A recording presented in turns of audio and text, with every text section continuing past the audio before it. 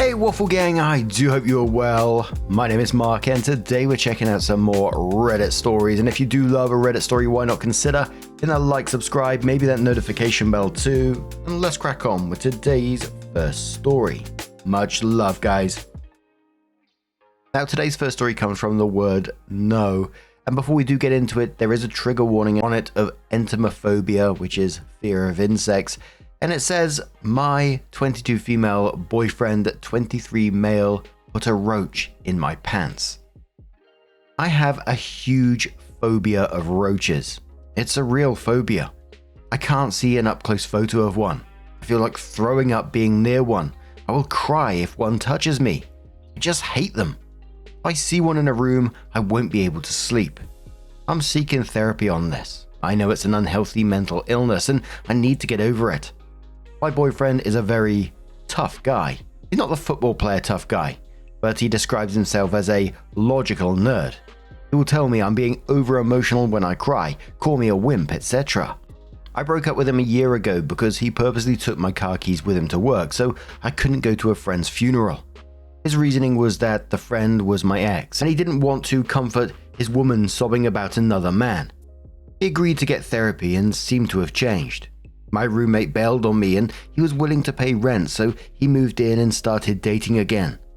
Lately, he's been getting annoyed because my cat has been killing roaches and I can't touch them to throw it away. This morning, I was, too much information, naked and wanted to put on pajama pants. My boyfriend offered to get them and handed them to me. I put them on and felt something crunchy partially in the crack of my butt. So I pulled it out thinking it was a wrapper or something, and it was a full-grown roach, dead and squished. A wing fell off when I threw it away from me. I started throwing up and sobbing uncontrollably. I've never felt so dirty and violated. I kept replaying the moment over and over. I couldn't breathe and I was in a ball screaming. I was so afraid there might still be a roach on me. The neighbors pounding on the door to see if I was okay. My boyfriend started yelling at me to stop being an overdramatic bitch and to toughen the fuck up. He said I was being a drama queen and he wasn't picking up the roach for me. He called me a baby and started making fun of me, telling me I was a grown-ass woman and a stupid roach wasn't going to hurt me. He said I wasn't putting enough effort into my therapy and he was trying to help me.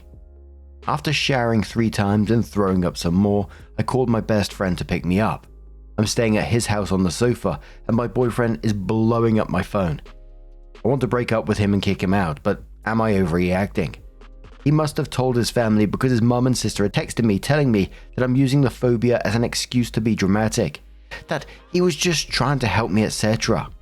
I know a 22-year-old being scared of a roach is silly, but it was really mean of him to do this to me. Am I crazy for being pissed that he tricked me into putting a roach in my ass crack? Absolutely not. A loved one doesn't do that to a loved one. It's quite that simple. You got a phobia, you're working on it in therapy, and he did this to traumatize you. It's not helping in any way. And whilst you was going through what sounded like a panic attack, he stood there calling you names. And as always, what these arseholes seem to do, get their family involved, and they might be just shitty family members. I can only think that he's told them some twisted, weird version of the story. But again, they might be just arseholes at the same time as well. And like we said at the start, a loving partner doesn't weaponize your fears or phobias against you. They're meant to support you through them. It's quite that simple. But I'd imagine, about the whole car key thing, if you'd look back on your relationship as a whole, you'll see other red flags at the same time as well. But Gold says dump him now. There is no redemption from this on his behalf.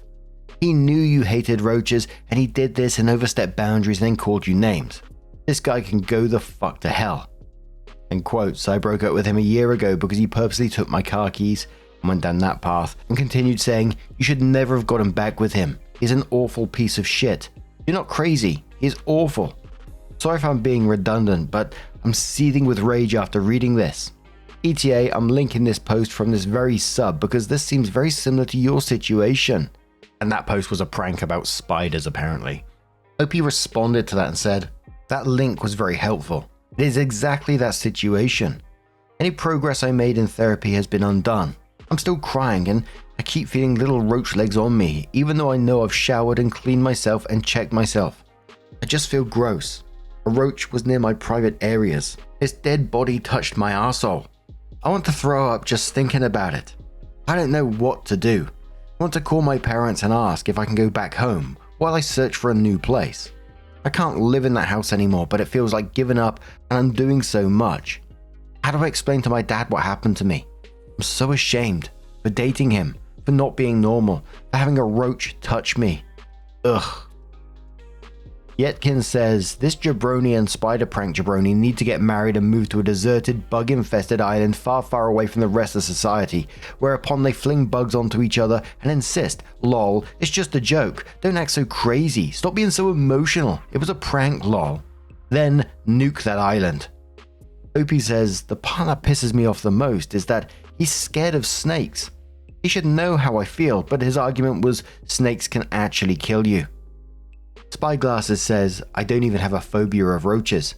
Actually, as long as they're outside and doing their thing, I don't mind them at all. But if my husband did something like this, I would mail him home to his mother. He violated your feelings and your issues and dismissed them. They're completely valid. If you want for you to get control of the roach phobia, look for cognitive therapy. But do not do it in order to stay with this douche canoe. Opie says I'm 100% not staying with him anymore. I never want to see him again. I want to get help for me. I can't live freaking out over roaches. What if I have kids one day? I can't break down like today and scare them. I want to be stronger for me. Sunny Lion says, I don't even have a roach phobia and that would freak me the fuck out. That kind of behavior is unacceptable, but even if it weren't, calling you an overdramatic bitch afterwards would be. This dude is bad news, and I'm glad you're thinking about breaking up with him. However, how can you ghost him exactly if you live together? Aren't you on the lease? How are you getting out of that? Opie says we had a 6-month lease. There isn't much left on it. I can afford to pay the fee. I pay anything to never live there again. He was really great to me at first and I had high hopes he had changed and therapy had helped him, but I was so stupid. I regret telling him right at the moment, but I couldn't think. It felt like I was suffocating. Opie then adds updates in the forms of edits and says thank you everyone for the advice. I called my older brother and he's telling my parents now. My best friend is heading to the house to pick my cat up and my important things. My brother said he'd make the 3-hour drive here as soon as he's done talking to my parents and he'll pick up my things for me so I don't have to go to the house again. I'll work on scheduling an appointment with a therapist tomorrow in my home city. I work from home, so at least that's taken care of. I'm not sure how to break up with my ex. I know he posted on Facebook accusing me of sleeping with my best friend right now. I'm considering just ghosting him away and changing my status on Facebook. I don't think I can see or speak with him without feeling sick. I know I'm coming off as a huge coward, but right now the only thing I want is my cat and to be home. Then Opie adds a final edit/update and says, I have the cat and I'm back at home. I posted on Facebook what he really did, updated my relationship status to single, blocked him and logged out. When I opened my purse, he had put another dead roach in there. I threw away the purse after crying some more. I'm afraid to go through my things. My brother and parents promised me that they'd check everything to make sure there'd be no more surprises. Thanks Reddit. I really needed to hear I wasn't crazy. This will be my last update. I don't want to think about this anymore. Oh my word, that fucking idiot put another roach in there. That is just such unhinged behavior. I'm glad that Opie's got a support system in place to help things. Her brother driving 3 hours to get her stuff and checking through her things, getting the cat. That's what real love looks like. The immediate response of backing her up compared to this absolute psychos of you're being dramatic is everything. And Opie was absolutely right to not want to face him. That was a smart decision to do. And I really do hope that will be Opie's last update on the matter and they move on away from this absolutely awful person. There's always a part of me after these stories that, I'm super glad that Opie got out of there. And part of me thinks that the guy's still out there with that kind of attitude, he was getting off on that kind of thing. It's just like, it's a scary thought, but good on OP for getting out of there. But what do you guys make of this situation? Let us know your thoughts down in the comments below, and let's move on to another story. Now, our next story comes from a throwaway account from the Am I the Arsehole subreddit, and it says, Am I the Arsehole?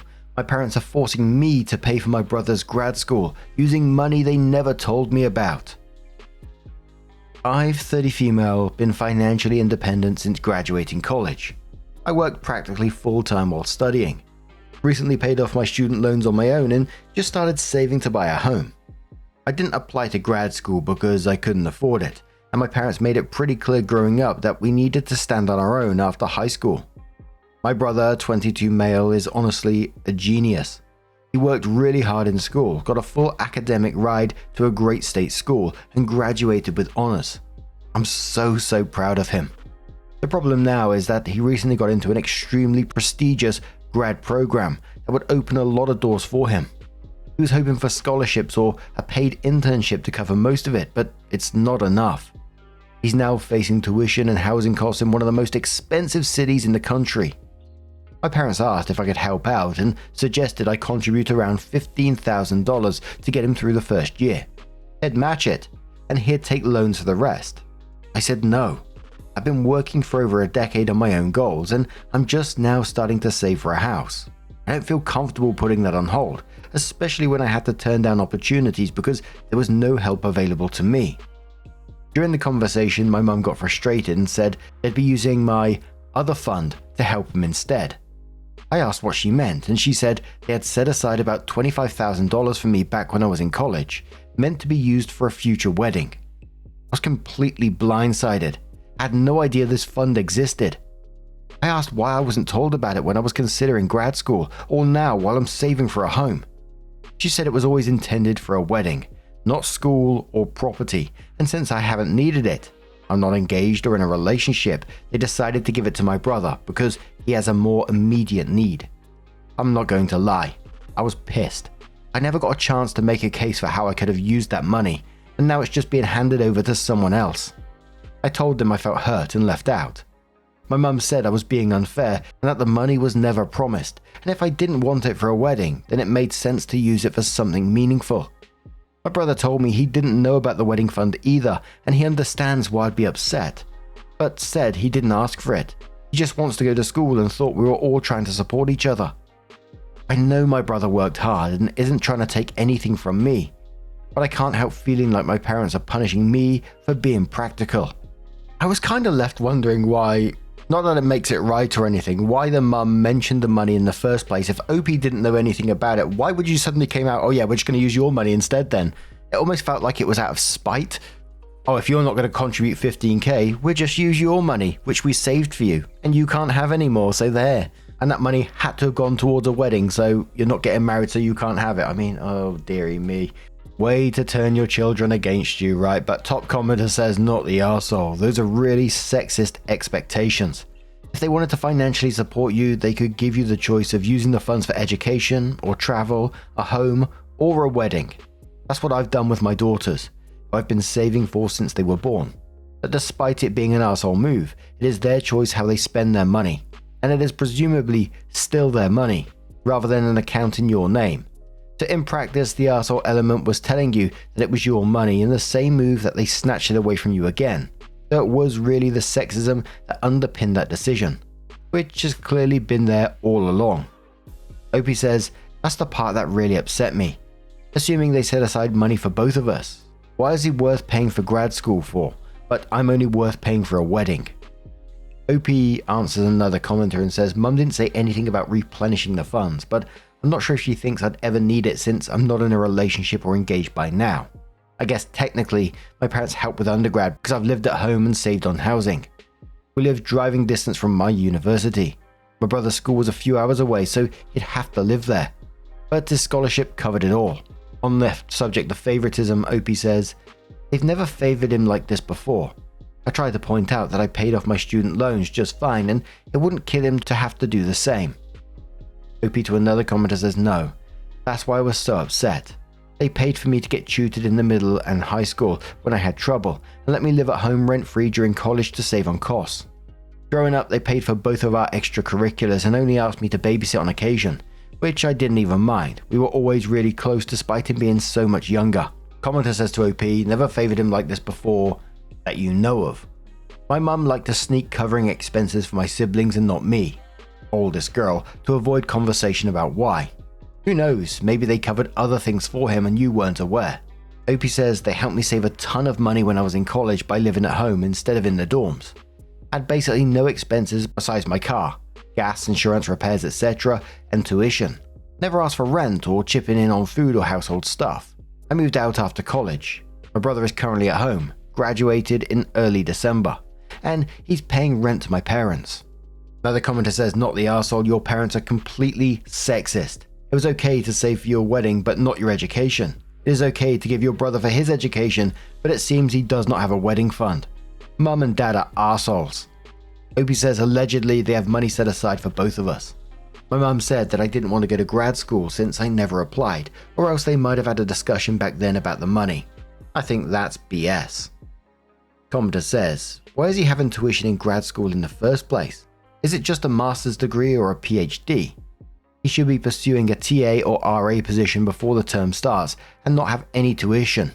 Parents can then help him with housing, but if it's a prestigious program, he should be getting a cost of living stipend from the program on top of tuition.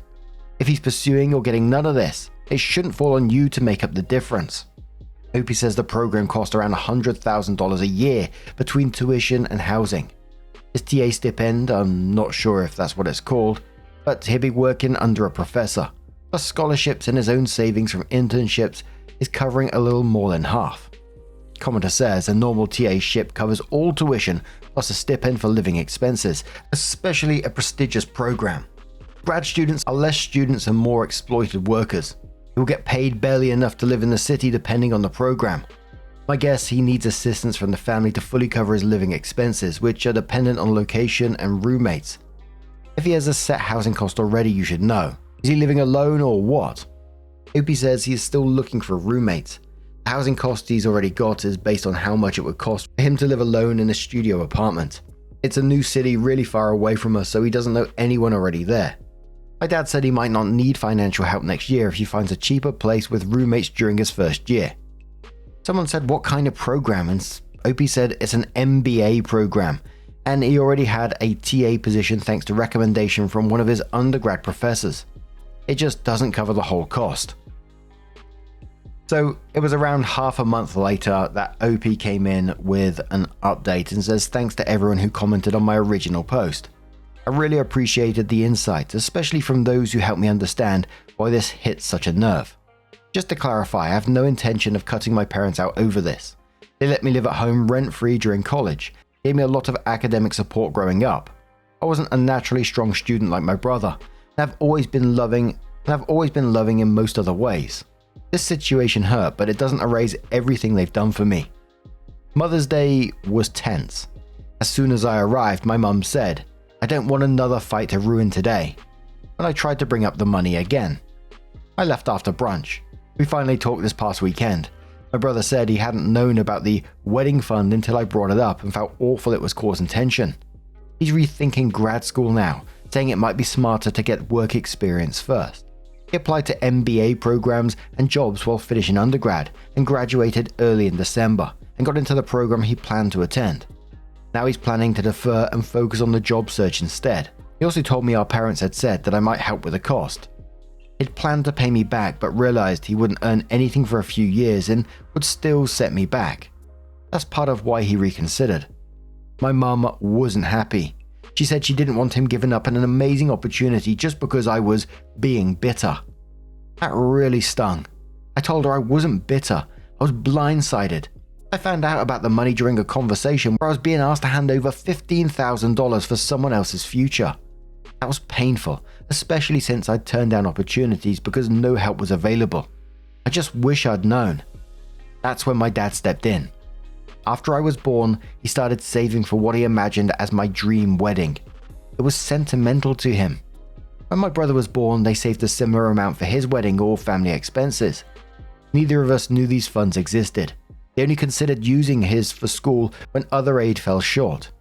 After I said no, they decided to use both funds to help him and figured they'd replenish mine later. I get why it made sense to them, but it still hurt. Many commenters pointed out the situation was sexist, even if unintentionally. It's hard not to feel like I was expected to get married while my brother was expected to succeed. I don't think that's what they meant, but that's how it felt. To their credit, they listened. My dad apologized for not telling me sooner. My mum didn't fully agree, but I think she heard me. My brother asked if I'd help with his resume and interview prep, and I said yes. I told him I know this isn't his fault. He's worked hard and deserves what he's earned. I just needed to feel like my path mattered too. We're not back to 100%, but it feels better. I'm glad we talked.